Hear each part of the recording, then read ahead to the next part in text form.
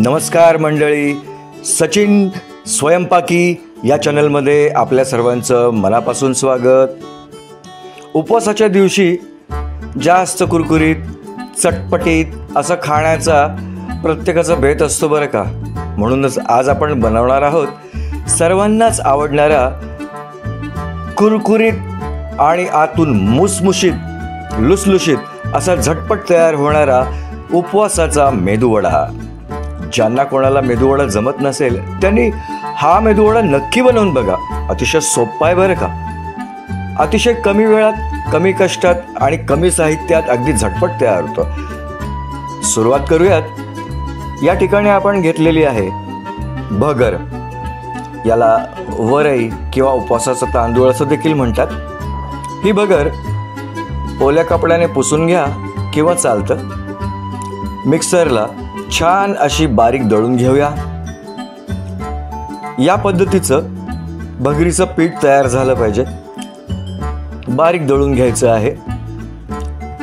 हे दळण्यासाठी छोटं मिक्सरचं भांडं घेऊया आणि त्यामध्ये सेम वाटीने सेम मापाने 1 वाटी साबुदाणा, तो देखील कच्चा साबुदाणा घ्यायचा आहे आणि तो बारीक दळून घ्यायचा आहे. साबुदाण्याचं पीठ आपण भगरीच्या पिठामध्ये मिक्स केलेलं आहे. त्यामध्ये टाकूया बारीक चॉप केलेली हिरवी मिरची, चवीनुसार मीठ, 1 ते 2 चमचे थोडीशी साखर, जिरं आणि कोथिंबीर आणि 2 ते 3 चमचे घट्ट असं फेटून घेतलेलं दही. एक मध्यम साईजचा बटाटा उकडून घ्यायचा आहे आणि तो ग्रेट करून घ्यायचा आहे. किसून छान या ठिकाणी आपल्याला हा वापरायचा आहे. आता हे जे संपूर्ण साहित्य जे आहे ते मिक्स करून घ्यायचं आहे. एकजीव करून घेऊया आणि एक छान असा डो बनवण्याचा प्रयत्न करूया.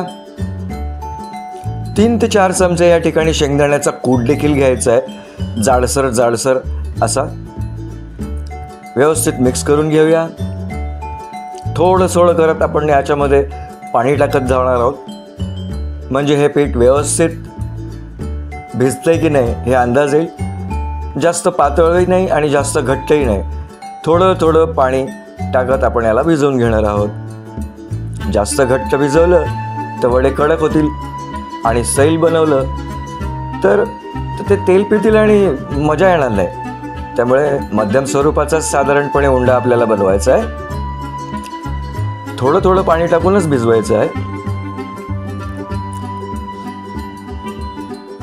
पाणी शोषून घेणार आहे आपली भगर आणि साबुदाणा, त्यामुळे थोडं पाणी टाकायचं.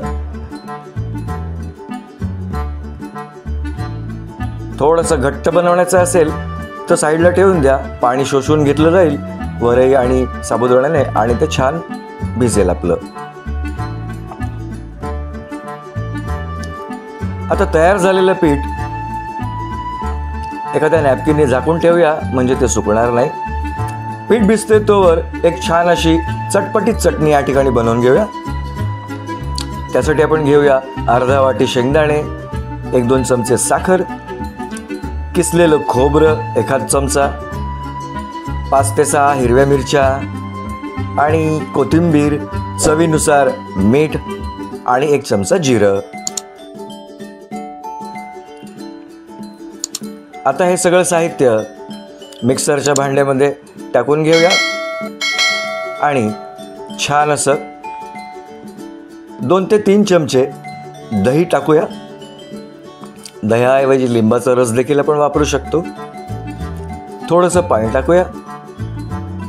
थोडीशी पातळ चटणी ठेवायची आहे कारण की ती आपल्याला मेदूवड्यासोबत खायची आहे. हे मिक्सरमध्ये छान त्याची पेस्ट बनवून घेऊया. ही छान चटणी या ठिकाणी आपली तयार झालेली आहे. जेवढी आपल्याला पातळ करायची त्याप्रमाणे आपण त्यात पाणी कमी जास्त टाकू शकतो. कडकडीत तूप तापवून घ्यायचं आहे. अर्धा चमचा त्यामध्ये जिरं टाकूया. ते जे जिरं आहे ते तडकायला लागलं की चटणीमध्ये टाकूया. मेदूवड्याची चटणी आपली तयार.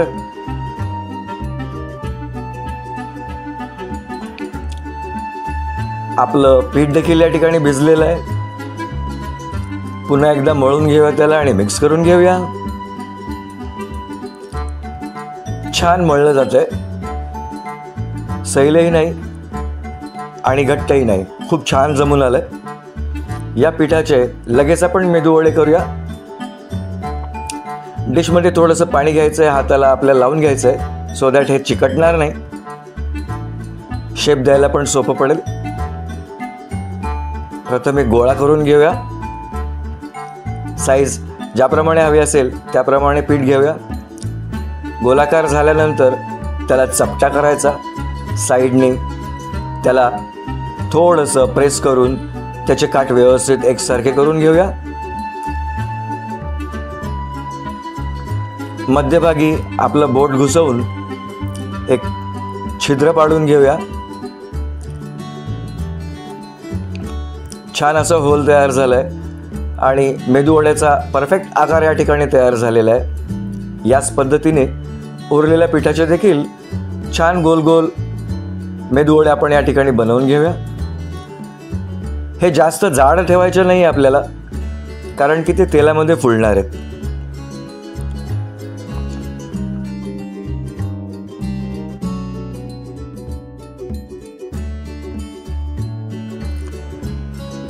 छान मेदूवडे आपले या ठिकाणी तयार झालेले आहेत.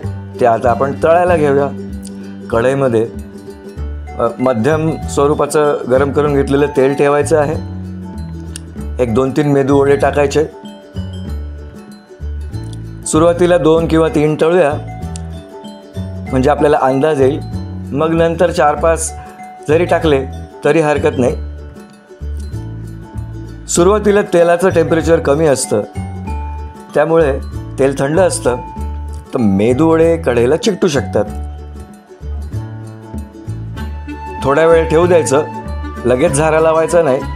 तेलातले बुडबुडे कमी व्हायला लागले की मग झारा लावायचा आणि त्याला पलटी मारायचं. पलटून घ्यायचे अलटीपलटी करून. खूप छान असे गोल्डन कलरचे मेदूवडे आपले तयार झालेले आहेत. गॅस साधारणपणे मीडियमच ठेवावा, म्हणजे मेदूवडे आतपर्यंत तळले जातील आणि कच्चे राहणार नाहीत. जास्त गरम तेल या ठिकाणी वापरायचं नाही आणि कमी तापलेलं तेल देखील वापरायचं नाही आहे. साधारण मीडियम असं तेल असलं पाहिजे आपल्याला. दुसऱ्या बॅचला 2-3 वडे टाकूया. छोट्या कढईमध्ये तेवढेच मावत आहेत. थोडेसे बुडबुडे कमी झालेत, त्यामुळे आपण याला पलटी मारून घेऊया. हे मेदूवडे देखील आपल्याला गोल्डन कलरपर्यंत करून घ्यायचे आहेत. अतिशय सुंदर असे गोल्डन ब्राऊन कलर झालेला आहे. दुसरी बॅच देखील आपली तयार झालेली आहे. अतिशय कुरकुरीत असे मेदूवडे या ठिकाणी तयार झालेले आहेत.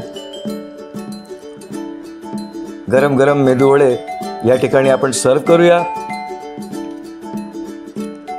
आणि विशेष म्हणजे हे उपवासाला खाऊ शकतो असे मेदूवडे आहेत. रेसिपी तुम्हाला आवडली असेल तर नक्की शेअर, सबस्क्राईब करा.